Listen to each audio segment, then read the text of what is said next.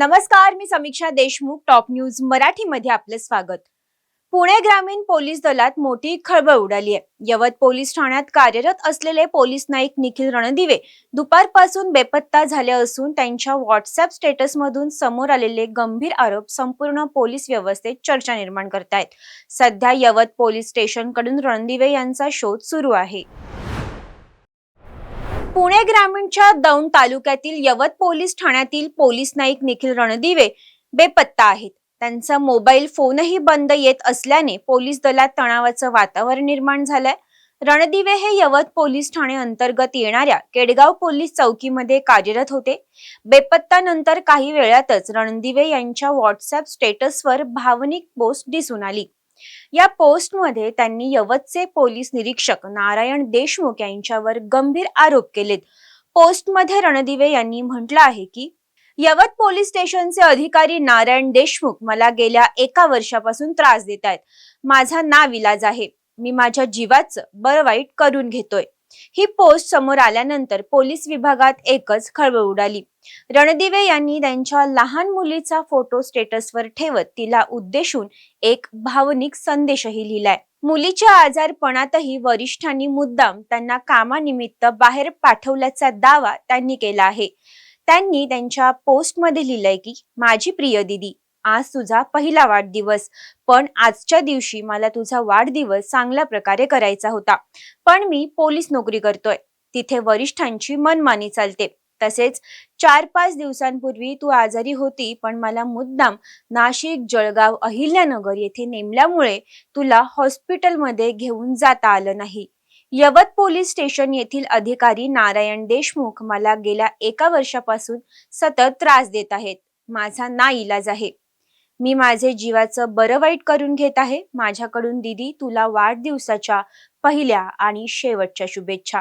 या संपूर्ण प्रकरणावर प्रतिक्रिया देताना पोलीस निरीक्षक नारायण देशमुख यांनी सर्व आरोप फेटाळलेत. देशमुख म्हणालेत, माझ्यात आणि रणदिवे यांच्यात कोणताही वाद किंवा गैरसमज नव्हता. मी कधीही त्यांना त्रास दिलेला नाही.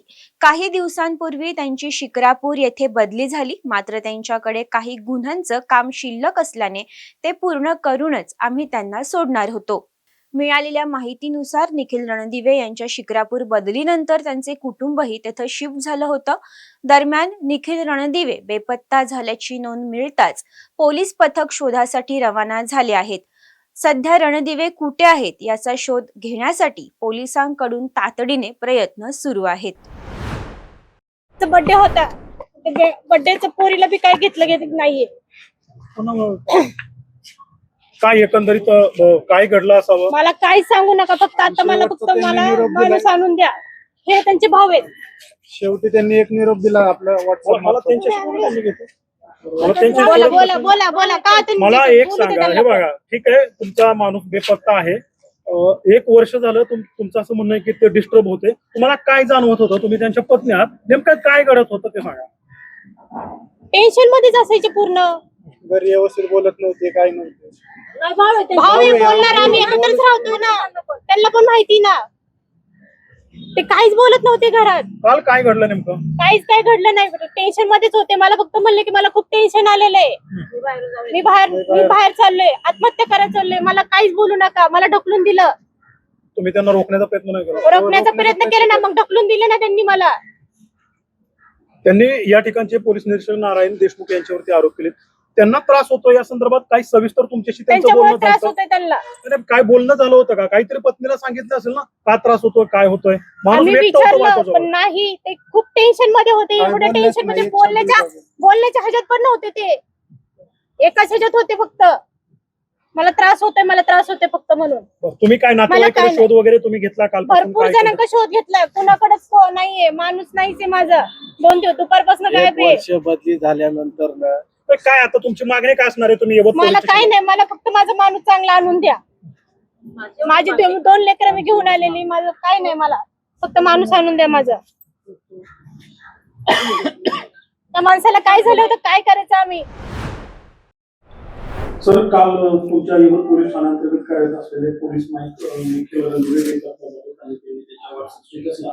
एक पोस्ट देखील ठेवलेली जी अतिशय विचार करायला त्यामध्ये तेच म्हणतात पोलीस खात्यामध्ये वरिष्ठांची मनमानी चालते, याचा अर्थ काय घ्यायचा? दुसरी गोष्ट, ते असे म्हणतात की गेल्या 1 वर्षापासून पोलीस निरीक्षक नारायण देशमुख हे मला त्रास देत आहेत आणि त्यामुळे मी माझ्या जीवाचं बरं वाईट करतोय. एकंदरीत त्याला कोण जबाबदार आहे, काय एकंदरीत आहे, पोलीस खात्याने त्यांचा शोध घेतला आणि कुठपर्यंत आलाय? काल दुपारी 4:30 पोलीस नाईक 1157 रणदिवे हे त्यांच्या राहत्या घरी शिक्रापूरमधून मिसिंग झालेले आहेत आणि सदर अंमलदार यांनी जी पोस्ट टाकलेली आहे किंवा जो व्हॉट्सअप स्टेटस टाकलेला आहे त्यावरून असं दिसतं की त्यांना काहीतरी अडचण होती. त्याच्या अनुषंगानं त्यांचे जे आरोप आहेत त्या अनुषंगानं त्यांनी याच्यापूर्वी कधीही 4 तारखेच्या पूर्वी कधीही त्यांनी कुठल्याही पद्धतीची तक्रार DYSP ऑफिस असेल किंवा SP ऑफिस असेल किंवा ऍडिशनल SP ऑफिस असेल कुठेही केलेली नव्हती. 4 तारखेला त्यांनी एक मेल केलेला आहे आणि 4 तारखेला ते सुट्टीवरती असल्यापासून ते गावी असल्यापासून तिथूनच ते काल मिसिंग झालेले आहेत. सदर व्यक्तीला शोध घेण्यासाठी यवत पोलीस स्टेशनची 4 पथकं आम्ही रवाना केलेली आहेत. त्याचबरोबर त्यांच्या कुटुंबियाशीही आमचे कर्मचारी कंटिन्युअस कॉन्टॅक्टमध्ये आहेत आणि टेक्निकल सपोर्ट आणि इतर गोष्टींच्या माध्यमातून त्यांची सर्च आणि ट्रेसिंग सुरू आहे. एकूणच बघितलं सर, मिळालेल्या माहितीनुसार जो पोलीस स्टेशनचा ग्रुप असतो, व्हॉट्सअपचा ग्रुप, जो तुम्ही एक तुमची ती प्रणाली चालवण्यासाठी वापरता, तर त्या ग्रुपवरती अगोदरच्या रात्री संध्याकाळी काहीतरी 10-11च्या सुमारास त्यांनी ते पोस्ट टाकलेली आहे ते पोस्टचे फोटो स्वतः त्यांनी शेअर केले होते. जो व्हॉट्सअपचा ऍडमिन आहे त्याने ते फोटो डिलीट केले. पोलीस खात्याकडून कुठेतरी याच्यामध्ये गांभीर्याने घेतलं गेलं नाही का? जर वेळीच काहीतरी सूत्र हलवली असती तर आज ही वेळ आली नसती. त्याच्या अनुषंगानं ज्यावेळी त्याचं स्टेटस दिसलं तेव्हापासून आमचे कर्मचारी त्या ठिकाणी त्याला शोधण्यासाठी गेलेले आहेत. सदर व्यक्तीचे जे काही आरोप आहेत त्याच्यामध्येही आम्ही स्वतः चौकशी करत आहोत. त्यांना कुठल्याही पद्धतीची ड्युटी जी आहे किंवा त्यांना साप्ताहिक सुट्टी दिली गेली नाही दिली गेली याच्याबद्दल आम्ही स्वतः पोलीस स्टेशनचे ड्युटी बटवडा रजिस्टर स्वतः चेक केलेले आहेत. त्यांना रेग्युलरली त्यांच्या साप्ताहिक सुट्ट्या दिल्या जात होत्या. तसेच गेल्या 7 महिन्यापासून त्यांना कुठलाही नवीन गुन्हाही तपासावरती दिलेला नाहीये. ते स्वतःच चांगल्या पद्धतीनं केडगाव चौकी या ठिकाणी तपास करत आहेत आणि त्या ठिकाणी कामकाज बघत होते. आजपर्यंत कुठल्याही पद्धतीची म्हणजे कालपर्यंत त्यांनी कुठल्याही पद्धतीचं ग्रीव्हन्स हे वरिष्ठ कार्यालयासोबत मांडलेले नव्हते आणि त्यांनी अचानक ते काल स्टेटस टाकून ते मिसिंग झालेले आहेत. तरी आमचा आता प्रायोरिटी ही आहे की त्या मिसिंग मधून त्यांना ते ट्रेस करणं, त्यांचा शोध घेणं, त्यांना घेऊन येणं आणि त्यांचं काउन्सिलिंग करणं, त्यांचं आणि त्यांच्या फॅमिलीला जे काही मानसिक हे असेल त्याच्या अनुषंगाने त्यांना सपोर्ट करणं यावरती आमचा भर आहे. बाकी त्यांनी दिलेल्या ज्या अर्जाची इत्यंभूत चौकशी करून तसा अहवाल आम्ही SP ऑफिसला पाठवणार आहोत. तुम्हाला जो अर्ज त्यांनी मेल केला होता त्या अर्जामध्ये त्यांनी स्पष्ट म्हटलेलं आहे की मे 2025ला मला कार्यमुक्त म्हणजे विनंती अर्जानुसार खात्यांतर्गत बदली झालेली होती शिक्रापूरला. मात्र या ठिकाणी जाणूनपूर्वक मला सोडलं जात नव्हतं, कार्यमुक्त केलं जात नव्हतं. तरच त्या पद्धतीनं या ठिकाणी त्यांना अडकून ठेवलं होतं, सोडलं, कार्यमुक्त केलं जात नव्हतं. असं काय आहे का? कार्यमुक्तीच्या बाबतीत जे काही आदेश आहेत त्या अनुषंगानं काही पोलीस स्टेशनचे कर्मचारी येणं, त्या ठिकाणी पोलीस स्टेशनची पेंडन्सी, त्या ठिकाणी स्वतःकडे असलेले गुन्हे या अनुषंगानं प्रत्येक पोलीस स्टेशनला आपण काही अंमलदारांना काही वेळ त्या ठिकाणी त्यांचं जे राहिलेलं काम आहे ते काम करून घेण्यासाठी त्यांना आपण अवधी देत असतो. काही कर्मचारी स्वतःच असं म्हणतात की आम्ही 1-2 महिन्यानंतर लेट जातो. जर त्यांना अशा पद्धतीनं जर अडकवून ठेवल्याचं जर त्यांना वाटत असतं तर त्यांनी कोणत्याही क्षणी त्यांनी DYSP ऑफिस किंवा SP ऑफिसनंच त्यांची जनरल अॅन्युअल ट्रान्सफर केलेली आहे.